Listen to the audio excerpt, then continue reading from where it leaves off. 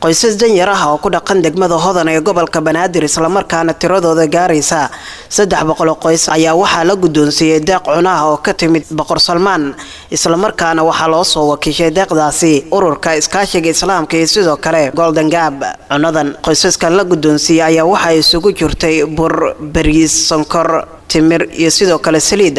Xarunta degmada Hodan ee gobolka Banaadir ee cuna qaybintaasi ka socotay waxa ku sugnaa gudoomiye ku-xigeenka degmada Hodan ee gobolka Banaadir iyo madaxa logistikada ururka iskaashiga islaamka Cabdiqani Sheekh Axmed. waxaana qoysaskii cunada loo qaybinayay ay ahaayeen kuwa ku faraxsan deeqdaasi ka timid Boqor Salmaan isla markaana waxa ay xuseen inay isku maareyn karaan inta lagu guda jiro bisha barakeysan ee Ramadaan. boqorka waa u mahad celinay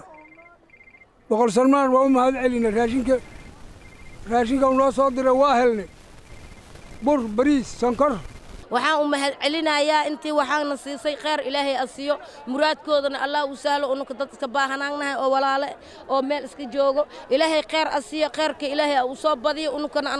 anoogu soo daraano Ilaahay idinkiisa waa mahadsan yihiin waan u mahad celinaa khayraan ugu mahad celinaa walaalahay oo noo soo gartay oo wax noo soo gartay oo waxna siiyaan u mahad celinaya mahadsan yahay Boqor Salmaan oo deeqdaas noogu deeqay Ilaahay waxaan ugu barinay inuu wax uu rabo oo khayr Ilaahay siiyo Ilaahna waa u mahad celinay boqolkiiba boqol waa ku mahadsan yahay. Gudoomiye ku-xigeenka degmada Hodan ee gobolka Banaadir ayaa dhankiisa waxa uu ka mahad celiyay deeqda Boqor Salmaan ka timid waxa uu xusay inay wax badan ka bedeli doonto deeqdan ay heleen dadka danyarta inta lagu guda jiro bisha barakeysan ee Ramadaan. بسم الله الرحمن الرحيم الحمد لله ثم الصلاة والسلام على رسول الله بعد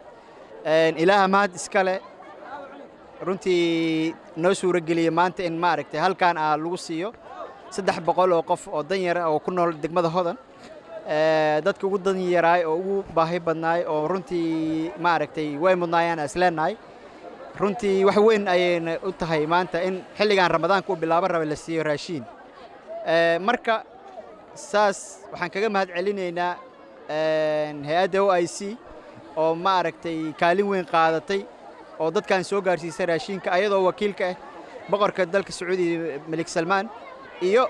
shacabka Sacuudi oo runtii maaragtay tabarucaad ay sameeyeen ummadan Soomaaliyeed masaakiinta wax lagu soo gaarsiiyay waa kaga mahad celinaynaa cid walba oo u baahan in maaragtay dadkeena ay caawiyaan. madaxa logistikada ururka iskaashiga islaamka Cabdiqani Sheekh Axmed ayaa waxa uu sheegay in ay sida ay tahay ugu qaybiyeen qoysaskii mudnaa inay deeqdaasi helaan. waxaana soo gaarsiinay degmada Hodan taas oo loogu qaybiyo dadkii markaas mudnaa ama u baahnaa raashinkaas in loo qaybiyo waana uga mahad celinaynaa xarunta ama markaska Malik Salmaan qaybintan ama raashinkan oo soo gaarsiiyay ummadda Soomaaliyeed oo u tabaaleysan ama u baahneed in la soo gaarsiiyo degmadana way ka mahad celinaysaa annagana waan gaarsiinay wixii naloo soo dhiibay sida ay aad amaanadii ayaan u gaarsiinay. deeqdani qoysaska danyarta ee degmada Hodan ee gobolka Banaadir maanta loo qaybiyay ayaa ah tii saddexaad oo ay ururka iskaashiga islaamka u qaybiyaan qoysaska danyarta ee ku dhaqan magaalada caasimadda ee Muqdisho waxayna horay ugu fuliyeen barnaamijkan cuna qaybinta degmooyinka wada jiray degmada Kaxda waxayna sidoo kale shaaciyeen mas'uuliyiinta ururka OIC in ay sii socon doonto qaybinta deeqda ka timid Boqor Salmaan. Saki Ibrahim Ali Somniyo TV Muqdisho.